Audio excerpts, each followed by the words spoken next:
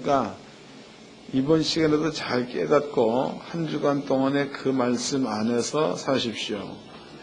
복음이라는 것은 말 그대로 구원입니다. 구원. 여러분들의 생활 가운데 구원이 없다. 그럼 복음이 없는 거예요. 생활 가운데 구원이 있다. 그럼 복음이 있는 겁니다. 또 성경에서는 영적인 세계에서의 음부와 낙원을 명확하게 갈라놓고 있죠. 정확하게 갈라놓습니다. 예수를 믿는 자들은 하나님의 보좌 앞에다 간다. 예수를 믿지 않는 자들은 지옥에 간다. 이렇게 나와 있죠. 이거를 찾아봅시다. 에베소서 3장은 접어놓으세요. 접어놓으시고 마가복음 9장입니다. 마가복음 9장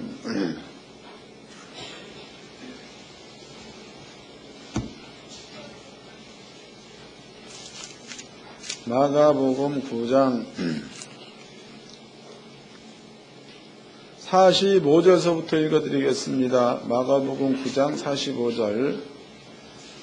분명히 한글로 되어 있습니다. 헬라어로 쓰여져 있는 게 아니다고. 마가복음 9장 45절. 만일 네 발이 너를 범죄케거든 찍어버리라. 쩔뚝발이로 영생에 들어가는 것이 두 발을 가지고 지옥에 던지는 것보다 나으니라.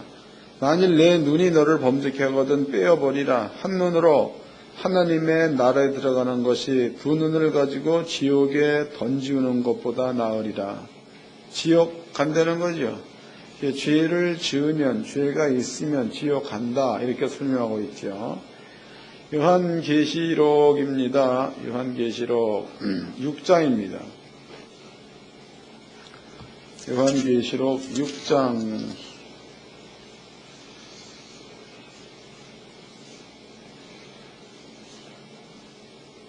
9절서부터 읽겠습니다. 요한계시록 6장 9절. 다섯째 인을 떼실 때 내가 보니 하나님의 말씀과 저희의 가진 증거를 인하여 죽임을 당한 영혼들이 제단 아래 있어 큰 소리로 불러가로되 걸어가고 참되신 대주제여 땅에 거하는 자들을 심판하여 우리의 피를 신원하여 주지 아니하시기를 어느 때까지 하시려나이까 그랬죠. 예수를 믿는 사람들은 하나님의 보좌 앞에 다 올라가 있다. 이렇게 설명되어 있습니다. 그러니까 분명히 성경에는요, 영적인 세계에서 하나님의 나라, 천국이 있고 그 다음에 영원히 형벌 받을고 지옥이 있다라고 명쾌하게 정의를 내놓고 있습니다. 여러분들은 하나님의 자녀들이기 때문에 이 사실들이 내가 믿으라고 얘기 안 해도 마음 가운데 믿어질 줄로 믿습니다. 때문에 여러분들이 때가 되어지면 목숨이 다 끝날 거네. 끝나면 둘 중에 한 곳에는 꼭 갑니다. 둘 중에 한 곳에 지옥 아니면 천국. 그런데 지옥이라는 곳은 땅에서도 겪어볼 수 있는 장소가 지옥입니다. 여러분들이 이것도 설명을 좀 자세히 해드릴 테니까 같이 지옥을 경험들 해보라고 해서. 사람의 몸은 영혼이죠. 영혼 내에 육을 입혀가지고 내가 되는 거다고. 영혼에다가 육을 입힌 게 납니다.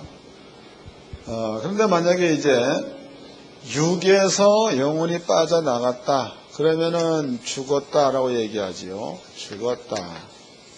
그 다음에 이제 육에 영혼이 있다. 그럴 경우에는 살았다. 이런 말을 쓴다고. 살았다.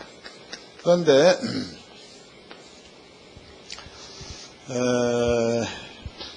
지혜가 필요한 겁니다. 사람이 죽었다고. 여러분들이 죽은 사람 앞에 가가지고 작두를 가. 작두 뭔지 아나? 하여튼 작두라고 있습니다. 약 쓰는 거. 그거를 가지고 하셔가지고 죽은 사람의 다리를 작두에 집어넣어가지고 잘라보라고. 그럼 죽은 자가 벌 때려서 깃방망이를 때리면 살은 거예요, 죽은 거예요? 안 때리면 죽은 거지요. 그러니까 사람 속에 영혼이 있으면 살은 자, 사람 속에 영혼이 없으면 죽은 자라는 겁니다. 통증이야 통증. 통증이라는 것은 영혼이 육에 있을 때에, 즉 살았을 때에 느낄 수 있는 게 통증이라고. 영혼이 육에서 빠져나가 버렸다, 죽었다, 그럴 때는 통증을 느낄 수가 없는 겁니다. 그러면 실제적으로 사람이 통증을 느끼는 것은 육입니까? 영혼입니까? 영혼. 이해됐나요? 영혼. 영혼이 있으면 통증을 느끼고 영혼이 떠나가 버리면 통증을 못 느낀다 이 말이에요. 그럼 성경에 보니까 지옥은 불 그랬다고. 아까 읽어봤죠? 영원히 꺼지지 않는 불에 던진다. 지옥은 불이라고 나와 있습니다. 그럼 여러분들이 이제 아침마다 식사 준비들을 하고 오늘도 식사 준비들을 했죠. 근데 거기에 가스불이 이렇게 있잖아. 그러면 가스불에다가 손을 집어넣어서 뜨겁다라는 것을 느끼는 것은 육이 느끼는 거예요? 내 속에 영혼이 있어서 느끼는 거예요? 그렇죠. 그 지옥은 불 그랬으니까 여러분들이 지옥을 경험해보고 싶다 그러면은 가스불에다가 나를 한번 집어넣어 보면 알겠죠? 맞아? 그러면 지옥의 고통을 느낄 수 있을 거 아닙니까? 그러니까 다 집어넣으면 주일도 못하고 죽으니까 안 되고 잘 안 보이는데 넓적다리 좀 조금 태워보라 이렇게 해가지고 그래서 야 뜨겁다라고 느껴지면 아하 지옥이 이런 곳이구나를 경험해 보시고 아유 난 징그럽다 생각만 해도 끔찍하다 그러면 예수 잘 믿으세요. 천국 갈 줄로 믿습니다. 사도 바울이 에베소서 3장에 이런 얘기를 했습니다. 읽어드리겠습니다. 에베소서 3장 2절입니다. 2절 너희를 위하여 내게 주신 하나님의 그 은혜의 경륜을 너희가 들었을 터이라. 3절 곧 계시로 내게 비밀을 알게 하신 것은 내가 이미 대강 기록한과 같으니 하나님께서 사도 바울한테 계시로 하나님의 비밀을 알려주었다 그랬죠. 계시로 하나님의 비밀을 알려주었다. 4절 이것을 읽으면 그리스도의 비밀을 내가 깨달은 것을 너희가 알 수 있으리라 해서 그럼 사도 바울이 하나님의 비밀을 계시로 받았다라고 얘기했는데 어떻게 받았느냐? 이유를 4절이죠. 이것을 읽으면 그리스도의 비밀을 내가 깨달은 것을 너희가 알 수 있으리라 했으니까 사도 바울이 깨달은 자체가 계시를 받았다와 같다는 거죠. 맞아? 그럼 여러분들이 성경 말씀이 깨달아져서 믿어지면 뭘 받은 게 되는 거예요? 계시 받은 게 된다 그 뜻입니다. 요걸 이제 기억해 놓으시고 원리를 설명해 드리도록 하겠습니다. 원리. 이게 무지 중요한 거니까 정신 바짝 차리세요. 요한계시록 1장입니다. 요한계시록 1장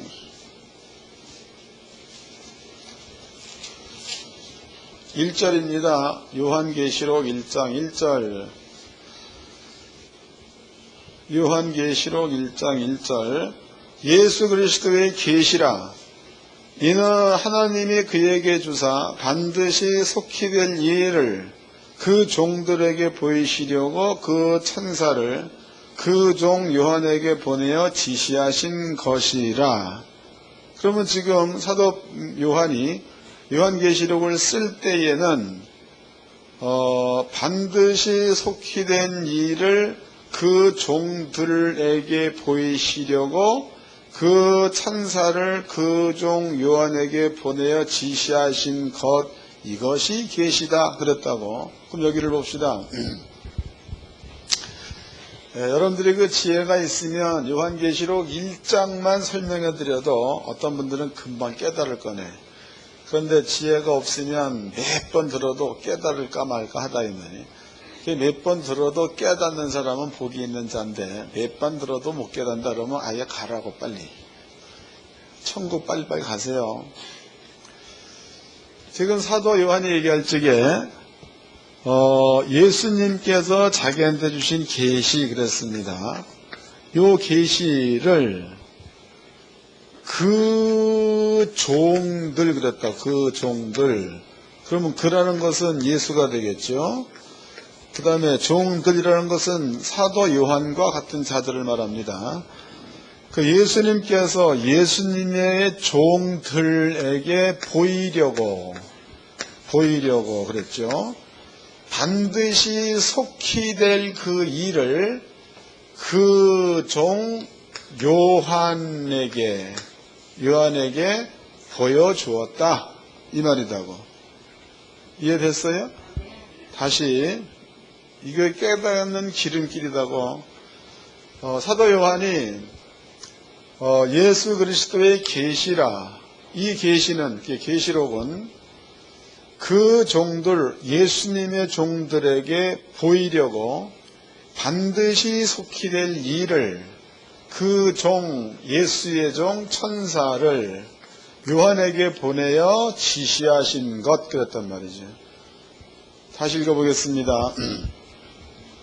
1절입니다. 예수 그리스도의 계시라. 이는 하나님이 그에게 주사 반드시 속히 될 일을 그 종들에게 보이시려고 그 천사를 그 종 요한에게 보내어 지시하신 것이라 그랬죠. 그러니까 사도 요한이 요한계시록을 썼다. 그 말은 종들한테 보여주기 위해서 요한계시록을 썼다. 그 뜻이 되겠죠. 이걸 기억해 놓으세요. 이제부터는 여러분들의 지혜가 얼마나 깊은가를 한번 보는 그러한 시간을 가져보도록 하자고. 그러면 물론 이제 요한계시록을 전부 다 읽어보면 아주 좋은 거지만 한 군데만 간단히 설명해 드리도록 하겠습니다. 그러니까 사도 요한이 보니까 7 교회 사이를 다니시는 이가 가라사대. 그런데 7 교회를 다니시는 이의 형상을 보았더니 얼굴에는 해가 힘있게 비치는 것처럼 광채가 나고, 그 다음에 흰옷을 입었는데 끌리는 옷을 입고 입에서는 좌우에 날선 검이 나오는 모양을 사도 요한이 본 겁니다. 읽어보자고. 요한계시록 1장 13절입니다.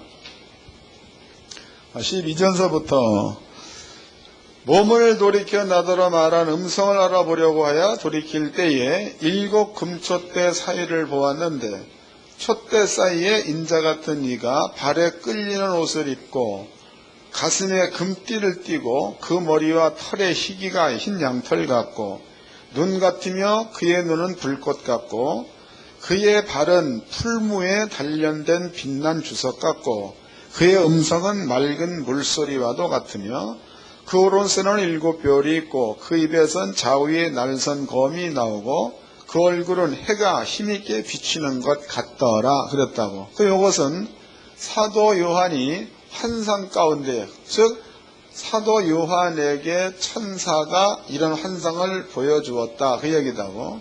그럼 사도 요한이 그 환상을 보고 요한계시록 1장 12절서부터 16절까지 그 예수님의 형상을 적어 놓았어. 이게 적어 놓은 겁니다. 그럼 사도 요한이 이것을 적어 놓을 때는 천사가 보여준 환상의 일들을 글로 적어 놓은 거죠. 글로. 그러면은 글로 적혀 있는 내용은 없는 거를 적어 놓은 거야? 본 것을 적어 놓은 거예요? 본 것을 적어 놓은 거다고. 그 다음에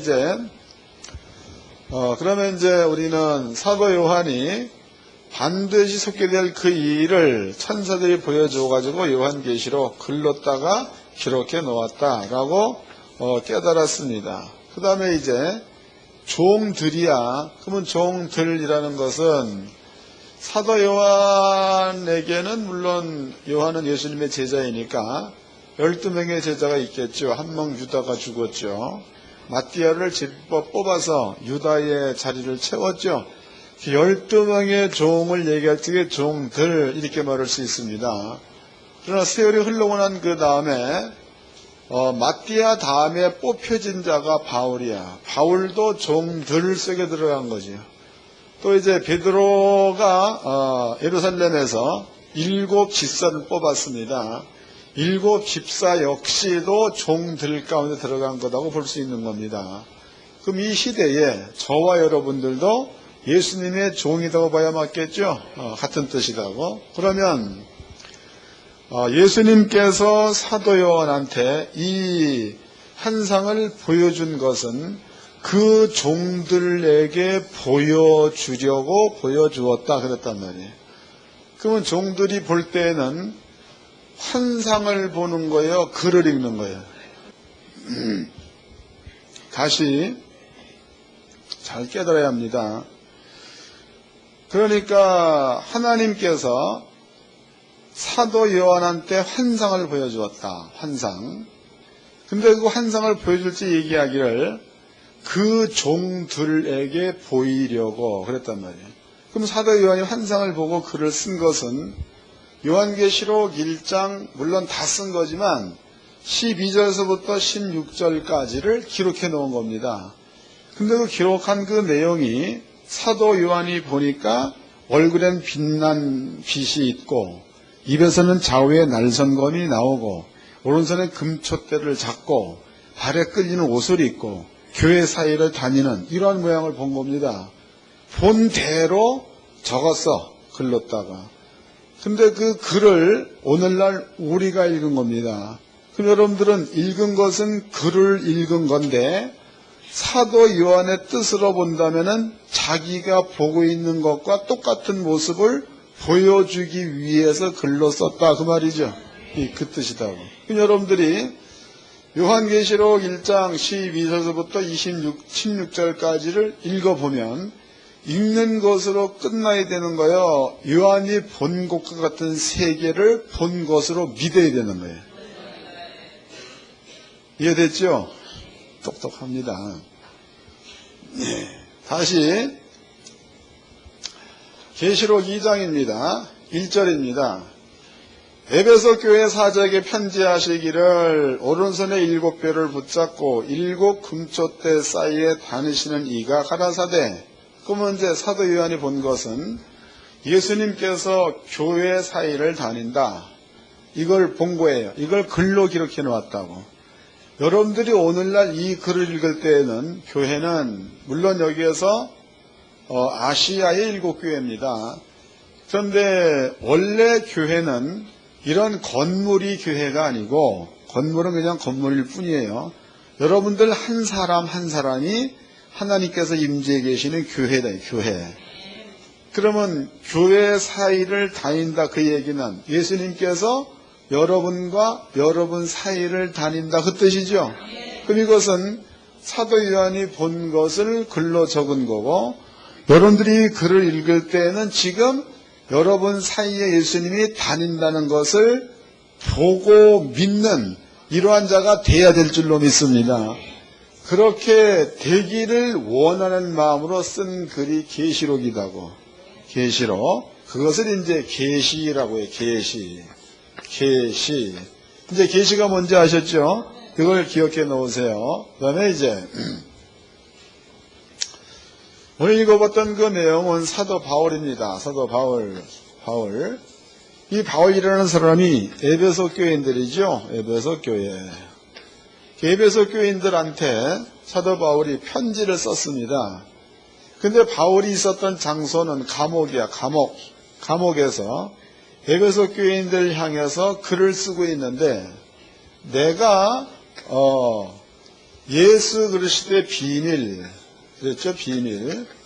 그 다음에 내가 예수 그리스도의 계시 이런 말을 썼습니다. 그런데 비밀과 계시를 얘기할 때에 그 밑에 절에 보니까는 깨닫다라는 말을 썼다고. 깨닫다 이런 말을 썼습니다. 읽어보겠습니다. 다시 골로새서 3장입니다. 2절 골로새서 3장 2절 너희를 위하여 내게 주신 하나님의 그 은혜의 경륜을 너희가 들었을 터이라. 3절 곧 계시로 내게 비밀을 알게 하신 것은 내가 이미 대강 기록함과 같으니 이것을 읽으면 그리스도의 비밀을 내가 깨달은 것을 너희가 알 수 있으리라 해서, 그럼 사도 바울이 예수께로부터 계시를 받은 것은 간단히 얘기하면 복음을 깨닫는 그것을 계시받았다로 표현했다는 거죠. 그 얘기라고 복음을 깨달았다. 그러면 이제 복음을 깨닫다 해서 복음이란 내용을 한번 우리가 간단히 설명을 해보자고. 복음입니다. 복음. 이 복음이라는 것은요, 예수님께서 우리를 위해서 대속하신 모든 것을 복음이라고 해. 예수께서 우리를 위해서 대속하신 것. 그럼 예수께서 우리를 위해서 대속하신 것 가운데서 뭐가 있느냐? 예수님께서 부요하신 자로서 우리를 위해서 가난하게 되심은 너희로 부요케 하려 하심이라. 이건 예수님께서 우리를 위해서 부요한 자가 가난하게 살아주었다, 이 뜻입니다. 그럼 여러분들은요, 예수님이 여러분들의 가난을 가지고 갔으니까 여러분들한테는 가난이 없다는 이야기죠. 그리고 끊임없는 부요만 일어난다, 그 뜻입니다. 읽어보겠습니다. 고린도후서 8장입니다. 고린도후서 8장 9절입니다. 고린도후서 8장 9절 우리 주 예수 그리스도의 은혜를 너희가 알거니와 부요하신 자로서 너희를 위하여 가난하게 되심은 그의 가난함을 인하여 너희로 부요케 하려 하심이니라. 그 예수님께서 우리 대신에 가난하게 살았다. 왜냐? 우리한테 부요를 주기 위해서, 이렇게 기록되어 있습니다. 이것을 이제 대속, 예수가 우리 가난을 가지고 갔다, 이걸 대속이라고 합니다. 그러면 사도 바울이 이 사실을 사도 바울이 깨달은 거야. 알았다, 이 말이에요. 알고 나서 이 사실을 마게도냐 교회의 성도들한테 알려주었더니 성도들에게 부가 나타났어. 읽어보자고. 고린도후서 8장 1절입니다. 형제들아, 하나님께서 마게도냐 교회에게 주신 은혜를 우리가 너희에게 알게 하노니 환난의 많은 시련 가운데서 저희 넘치는 기쁨과 극한 가난이 저희로 풍성한 연보를 넘치도록 하게 하였느니라.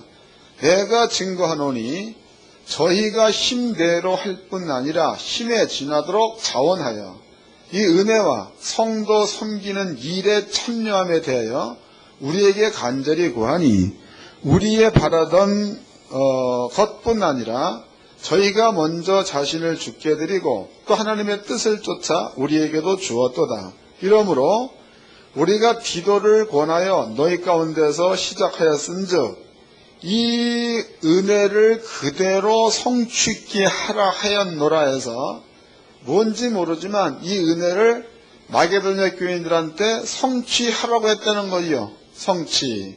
그 다음에 이제 7절 오직 너희의 믿음과 말과 지식과 모든 간절함과 우리를 사랑하는 이 모든 일의 풍성함 같이 이 은혜도 풍성하게 할지어다.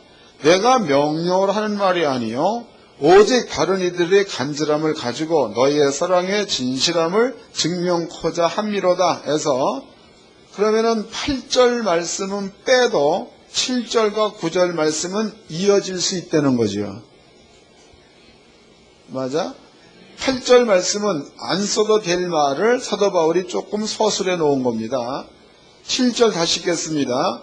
오직 너희는 믿음과 말과 지식과 모든 간절함과 우리를 사랑하는 모든 일에 풍성함과 같이 이 은혜에도 풍성하게 할지니라. 8절 빼고 우리 주 예수 그리스도의 은혜를 너희가 알거니와 부요하신 자로서 너희를 위하여 가난하게 되심은 그의 가난함을 인하여 너희로 부욕케 하려 하심이니라. 그랬으니까 마게도냐 교인들한테 부를 주기 위해서 예수가 가난을 짊어지고 갔다가 은혜라는 거지. 은혜 뭔지 아시겠어요? 은혜라는 것은 대가를 주고 사는 게 은혜가 아니고 값없이 주는 게 은혜입니다. 그래서 여러분들이 그 계명 가운데서 5계명 있죠. 5계명은 내 부모를 공경하라. 사도 바울이 이는 약속 있는 첫 계명이니 내가 땅에서 장수하고 내가 땅에서 잘될 거라는 말을 썼습니다. 그럼 여러분들이 이 약속의 말씀을 그대로 믿고 부모를 중심으로 사랑하고 공경하는 자리에 머물러 있으면 그 다음에는 땅을 기업으로 받는다. 그 뜻이죠. 그게 이루어진다는 거다고. 이런 것도 우리가 이제 은혜라고 그래. 은혜. 부모의 은혜. 또 하나님의 은혜도 이런 거. 그럼 예수님께서 우리를 위해서 부요하신 자가 가난하게 되시면 우리로 부요케 하려 하심이라. 예수가 이미 가난 가지고 갔다는 거죠. 요 사실들이 마게도냐 교회에게 은혜로 나타났다. 그 말은 마게도냐 교회 성도들이 부자가 되었다. 그 뜻이라고 설명됐죠. 그 다음에 이제 그러면 요한계시록 1장을 다시 얘기해 보자고. 그러면 이제 사도 요한이 얼굴에 강한 빛을 가진 자, 발에 끌리는 옷을 입은 자, 입에서는 좌우에 날선검이 나오는 자, 그 예수님께서 교회 사이를 다녔다 그랬단 말이에요. 그것을 후일에 하나님의 종들은 사도 요한과 똑같은 환상은 못 볼지라도 요한계시록을 읽고 믿으면 그 환상과 똑같은 일들이 자기의 주변에 있다는 뜻이죠. 있다 그 말. 사도 바울이 계시를 얘기할 때에 내가 복음을 깨달은 것이 계시인데 그 계시는 하나님으로 그리스도께로 출발된 것 그랬습니다. 그럼 사도 바울이 먼저 이 복음을 깨닫고 나서 이 은혜가 마게도냐 교회한테 성취되었다. 그 얘기는 부요하신 자로서 가난하게 되시면 너희로 부요케 하려 하시니라. 요것을 사도 바울이 깨달았다는 거죠. 깨달은 그것을 마게도냐 교회의 성도들도 깨닫고 순종하니까 부가 일어났다. 그 뜻이라고. 그럼 여러분들이 이제 복음이야. 복음이 부족한 종을 통해서 마음 가운데 깨달아졌다고. 깨달았던 그 말은 하나님께로부터 계시를 받았다는 뜻이 되겠죠. 그러면 그 자리에 머물러 있으면 여러분에게도 이러한 그 은혜가 나타나서 여러분들 삶 자체가 하나님의 말씀 안에서 바뀌는 줄로 믿으시기 바랍니다. 우리가 교회의 그 표어가 안 바뀌잖아. 성경의 문화를 내 문화로. 땅에 있는 문화는 사람의 지식 속에 나온 거지요. 그러나 성경의 문화는 하나님의 말씀 속에서 나온 겁니다. 하나님의 말씀 안에는 천사가 움직이고 하나님의 말씀 안에는 말씀 자체가 존재가 되는 거고, 여러분의 생활 가운데에 이 약속의 말씀이 여러분의 생활 가운데 그대로 적용되어져 버리면은 눈으로 본 환상이나 또 글로 읽어본 글이나 똑같은 사건이 여러분께 나타나게 될 줄로 믿습니다. 이해가 되셨죠? 이렇게 쉽게 설명했는데도 못 깨닫는다 그러면 또 가자고 빨리. 그래서 우리는 그 계시 그러면은요, 성경에 나와 있는 베드로나 받는 거, 혹은 요한이나 받는 거, 혹은 바울만 받는 거, 이런 줄 알았는데, 여러분들이 말씀을 깨닫게 되면 그 자체가 계시 받은 것이 되는 거니까, 바울이 받은 계시를 여러분들도 받았고, 사도 요한이 받은 계시를 여러분들도 받았는 줄로 믿으시기 바랍니다. 현역교 성도님들은 오전과 오후 둘을 잘 이어가지고 한 주간 동안에 그 은혜로 승리하시기를 주의 이름으로 축원합니다. 옆 사람과 인사 좀 합시다. 계시대로 삽시다.